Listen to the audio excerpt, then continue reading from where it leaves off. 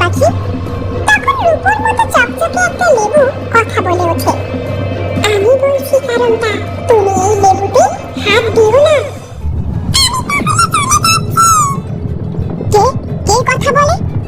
আমি গো, আমি লেবু কথা বলছি। হঠাৎ প্রিয়ঙ্কি একটা লেবু গাছের চারা দেখতে পায়।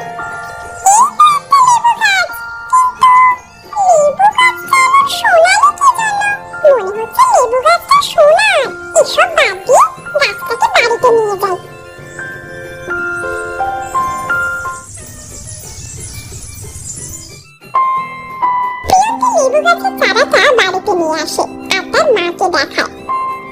মা, দেখো দেখো, কত সুন্দর একটা লেবুর চারা পেয়েছি। লেবুর চারাটা এমন সোনালি কেন রে প্রিয়ঙ্কি? মা, এই চারাটা একটা কুয়োর কাছে ছিল, কুয়োর পানিতে হয়তো সোনালি হয়ে গিয়েছে। এমন সময় সেখানে প্রিয়ঙ্কির বাবা আসে। কি রে, তোরা এখানে কি করছিস? আরে এটা আবার কি গাছ গিন্নি? এটা লেবু গাছ, তোমার মেয়ে এনেছে। লেবু গাছের রংটা এমন সোনালি কেন? এটা নাকি কুয়োর পানিতে এমন হয়ে গিয়েছে। আমার তো মনে হচ্ছে এটা জাদু করে লেবু গাছ। আচ্ছা, এই লেবু গাছটা লাগিয়ে দে, আমার কাছে দাও তো। প্রিয়ঙ্কির বাবা লেবু গাছের চারাটা নিয়ে লাগিয়ে দেয়। গিন্নি, এটা যদি জাদুর লেবু হয় তাহলে আমাদের ভাগ্য খুলে যাবে। তুমি ঠিকই বলেছো, আজ টাকা পয়সা নেই, একটু থাকার জায়গা নেই, এজন্য জঙ্গলে ছোট একটা ঘর বানিয়ে থাকছি।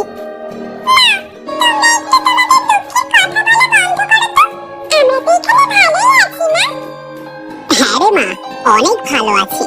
আচ্ছা গিন্নি, রান্না হলে কিছু খেতে দাও তো, খুব ক্ষুধা পেয়েছে। আমি খাবার দিচ্ছি, তোমরা খেতে এসো। তারা সকলে একসাথে খাবার খায়।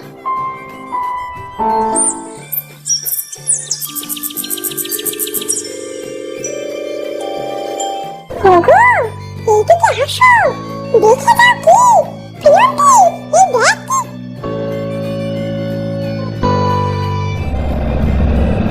কি হয়েছে গিন্নি, এভাবে ডাকছো কেন? আমি তো ভয় পেয়ে গিয়েছি, ভাবলাম বাঘ এলো কিনা। বাবা, এখানে তো বাঘ আসে না। কি হয়েছে মা, এভাবে ডাকছো কেন? দেখতে পাচ্ছিস না, তোরানা লেবু গাছ কত বড় হয়েছে। ও মা, তাই তো, অনেক লেবু হয়েছে দেখছি। দেখো বাবা, সোনালি লেবু গাছের লেবু সোনালি হয়েছে। বলেছিলাম না, এটা জাদু করে লেবু গাছ। কত লেবু হয়েছে, আমাদের আর না খেয়ে থাকতে হবে না। লেবু বিক্রি করে আমরা ভালো ভালো বাজার করতে পারবো। তুমি ঠিকই বলেছো বাবা, কত লেবু হয়েছে গাছে।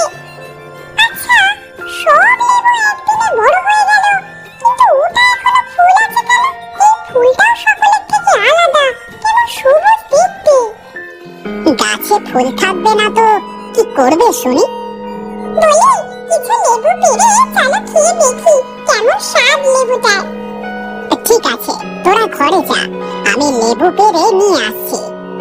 প্রিয়ঙ্কি আর প্রিয়ঙ্কির মা ঘরে চলে যায়।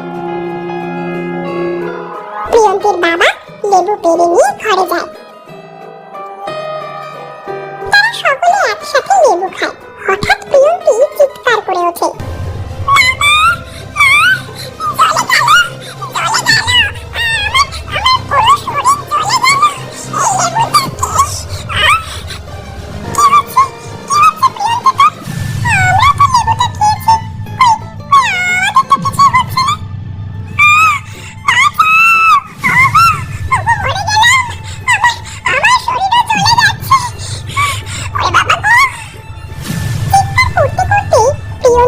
প্রিয়ঙ্কির মা সোনালী মূর্তি হয়ে যায়।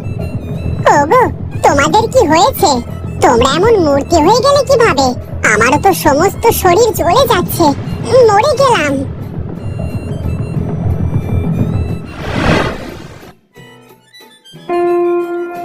বাবা রুবেল, বাড়িতে আছিস?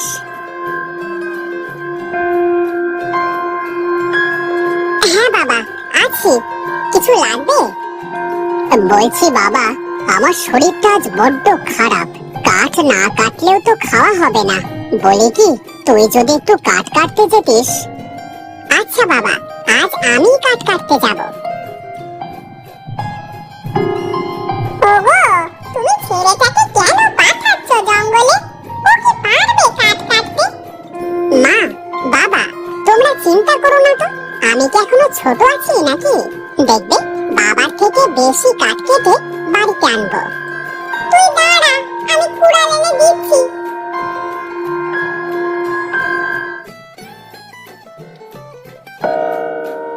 রুবেলের মা কুড়াল এনে দেয়।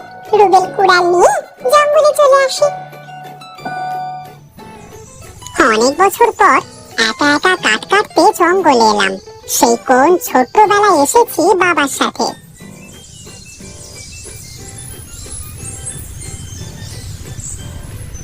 এটা বলে রুবেল কাঠ কাটতে থাকে। কাঠ কাটতে কাটতে রুবেলের অনেক পানি তৃষ্ণা পায়। উফ, গলাটা যেন শুকিয়ে কাঠ হয়ে গিয়েছে। দেখি কোথাও পানি পাই কিনা।